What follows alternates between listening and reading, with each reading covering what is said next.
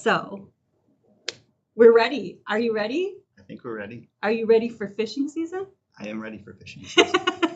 So today's topic is, are you ready for holiday fishing season? And it's not a fishing like you think. It's not ice fishing like you're not going to take these fish home and and club them and fillet them and fillet get them, them right? all We ready have to a go.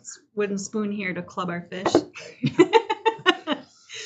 Anyway, so I have Tim here who's going to tell us all the details about these phishing scams, that especially during the holidays, because there's a big spike in them, right? Yes, it always ramps up right around this time, Thanksgiving, Christmas holiday season for sure. For sure.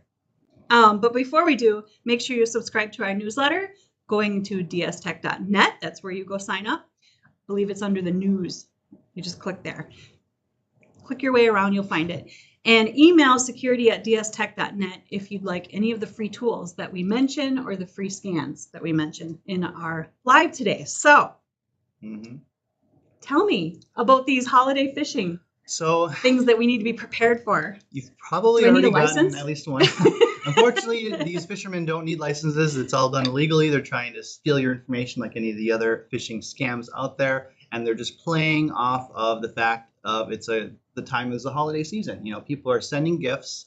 And so scammers and people are going to try to take advantage of, normal everyday activities. So because there's more packaging, going UPS, Amazon, FedEx, whatever your carrier of choice, they're sending a lot of spoofed messages saying, oh, hey, your package is late, because what package isn't late now or early or anything like that, try and get you to click the link. And the next thing you know, it's not a real UPS or it's not really Amazon. And now they're starting to phish your information if you actually put your email and password to log in, things like that. So that's really the big thing is packages. You get the package, your UPS is late, all that kind of stuff. Other common, I guess you could say, scams to look out for in your emails, not just packages being delayed or, things like that, are going to be, sometimes you get those sales that are too good to be true. You always get the Black Friday, the Cyber Monday sales, things like that. But you might just get the email that says, oh, we're offering, an $800 TV for $50. It's just, it's insane. That doesn't make any sense. So chances are it's not legitimate. If they're saying it's an Amazon or whatever it is, the typical advice where you go directly to the source, try to find it. Don't click the links that they're giving you ever. That's the biggest thing. I think we say that. There's a saying in the Bible like 365 times. I know we don't need to talk religion, but do not be afraid is in there. How many times did we say, don't click the links? Yeah. I'm just curious. Probably we should count it. And the thing with that is people are still going to be clicking links. That's why they're still scamming. They're still doing it because it's just convenient. It's like, oh, right here, click this and go. And then before you realize what's happening, it's too late. If you're not in the whole thought of being on the defense all the time with your security, it's very easy for someone who's just, working their job, doing whatever. They're trying to get packages for everyone. They get a message on their phone that says your shipping is delayed and they're in between jobs, running home with kids and whatever else. Not paying attention. Click the link. Click the link and there it is. So yeah. You just take that. Don't click the links. Don't click the links. Yes, don't click the links. We just said it like 6 more times. So yes. Don't ever tap the link. Just close block, all that kind of stuff for sure.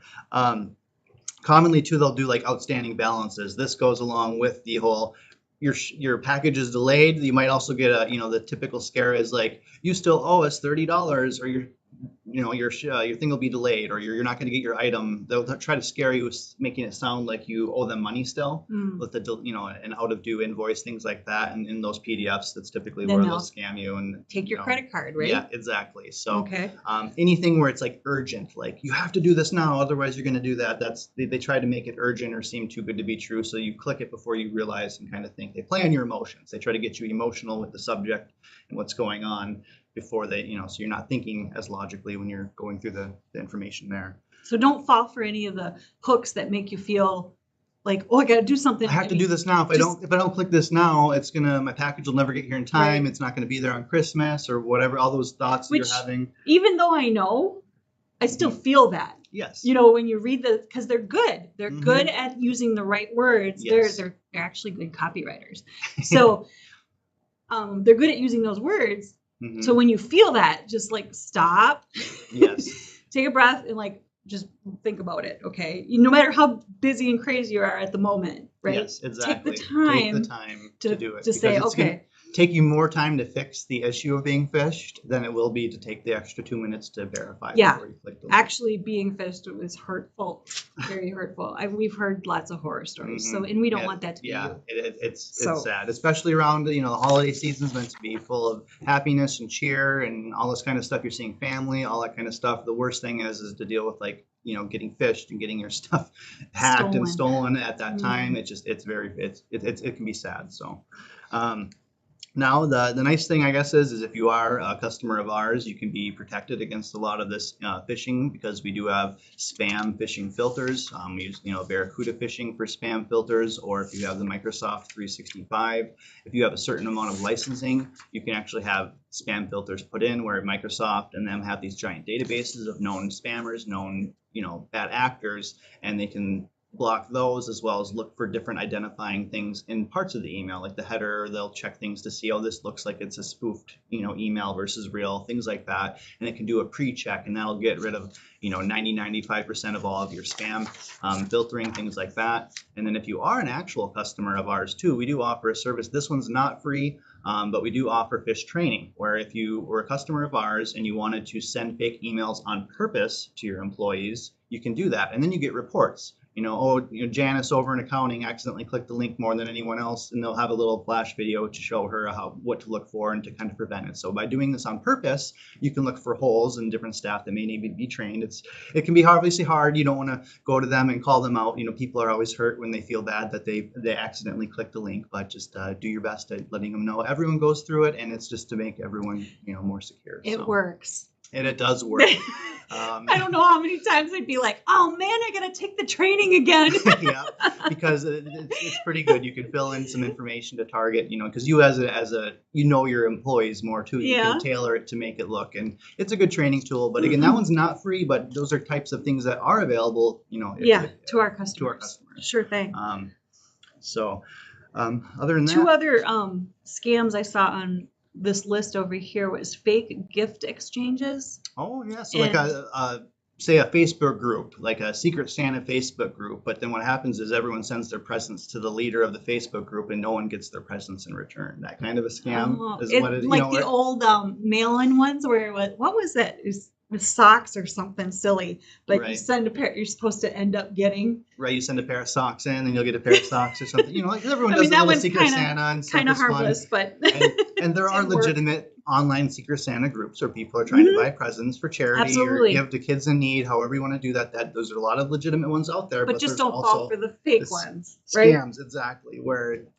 it doesn't look like they've had a history of doing it. It's a new group, and it sounds like it's too good to be true. Like, give us a $10 present, and you could get up to $100 present, and something silly where they try to make it sound like you're getting something more in return of just having a fun thing. So in general, it sounds like there's a theme here. If it's too good to be true, right? Yeah, probably is. And if there's an urgency to it, yes, right? Playing off your emotions for sure. Fear, whether it's urgent, whether any type of emotion, when they try to get you emotionally into it so you're not thinking as clearly, that's definitely usually a phishing scam. Or just really good marketing, but usually phishing. Yeah. They use marketing in their phishing attempts. Yes. Yeah. Which, I've seen copywriters actually, say, look in your spam folder. Yep. For ideas. Yes, because copywriting, because they're good at that. They are good at it. And getting that sense of urgency for sure. So is there anything, I have one final question before we wrap it up. Is there anything that if you're in a business, like at work, and you get these kinds of phishing attempts, is there anything you should do about them? I mean, you can always report them if you have the time to do so. You can report, the emails to like the Better Business Bureau, things like that. Otherwise, realistically, as a business, what you really want to do is just kind of make sure that you're not falling for it. Just basically make sure you're training. If you're getting a lot of emails, well, maybe, obviously if you're using like DS Tech, we're going to look into that and stop them from flowing and see what they are. And you can block them, things like that you can easily do. But and then there's channels, again, you can report them to the, Better Business Bureau, and I forget the exact other ones too. Actually, the FTC, Federal Trade Commission, things like that. If you think you've been scammed, now like this is if not only are you getting the emails, but you accidentally clicked an email, or you accidentally say put your email and password in and nothing happened because you thought it was for a bill and you're like, oh, I think they might have gotten me. At that point, what you want to do is contact your bank, contact things where financials could be, and let them know that you may have fallen for a scam, and they'll be more vigilant. Some services will do it where they'll look at your stuff and all of a sudden they see something weird. I know your credit You can even put a cards. freeze on it if you wanted to go as far as that route. You do a freeze for unless I approve every transaction, things like that. If you really think you've actually fallen for it, because it's so hard to get the money back after it's been scammed sometimes. So you want to try to prevent that. Do what you can to protect your accounts. Protect your accounts. And that's if you've clicked it, don't just be like, oh, I clicked it and exited out of it really quickly. Don't think that that's safe. If you click on it, just it's always better to err on the side of caution. It's better to call it. Assume they have the information, yes. Right? Go change your passwords. Yes, change your password right away is the easiest thing to mitigate. If you click on something and you put your email and your password or your account login, and it's not Amazon's website or it's not Microsoft's website or whatever website it is, the first thing you want to immediately do is go to the real website and change your password to something completely obscure and not even closely related. Don't just add like an extra 2020 at the end of your current password or whatever it is that most people do. Yeah. Change it to completely different, because what will happen is if they're a smart hacker and say your password is, I like to go fishing, right? And then so you change it to I like to go fishing 2020. They're going to take the original password and have that be the beginning, and then have the hack program only add extras to it, to numbers, and they can figure out. So they can. Quick. It's a lot easier than trying to brute force an entire password. So don't reuse any part of the existing password. Use a whole new phrase. Or use something that LastPass or something. Yes, suggests, yeah. Right? If you have an actual password solution, you'd be good to go to. So, yeah. I think we went over and beyond. That covers it, right? Yeah. So, and it's still the number one vector of attack for all businesses and individuals. Whether you're an individual shopping for grandma or you're a business with staff, the number one vector that they come in is through the phishing. Whether they'll find an employee to get into and then work their way up from there, or CEOs fall for phishing all the time too. Don't think that they're immune. So everybody does. Yeah. Everybody has at some point. Yep. And so it's hard to brush off your ego, admit that you've made a mistake, but that's the best way to do is to go back and acknowledge it and to learn from your mistakes so you don't repeat it. It's the best advice I can give. Absolutely. So. Thank you, Tim. So again, make sure that you sign up for our newsletter at security@dstech.net. It is evolving. We're changing it up. It's going to be interesting. So dstech.net is where you sign up, and then email security@dstech.net if you are interested in any of our free scans. We have the dark web scan and some other ones that scan your network and look for holes, security holes and stuff like that. Is that it? Yeah. Drop your questions. Yeah. Oh, yeah. If you have any questions, or if you have a topic you want us to go in deeper on, or a past topic maybe we've covered, you want us to touch base again because it's a couple years old. Yeah. Anything like that, we're always open to ideas and suggestions. So. Absolutely. We're here to help. So make it a great day. Thank you.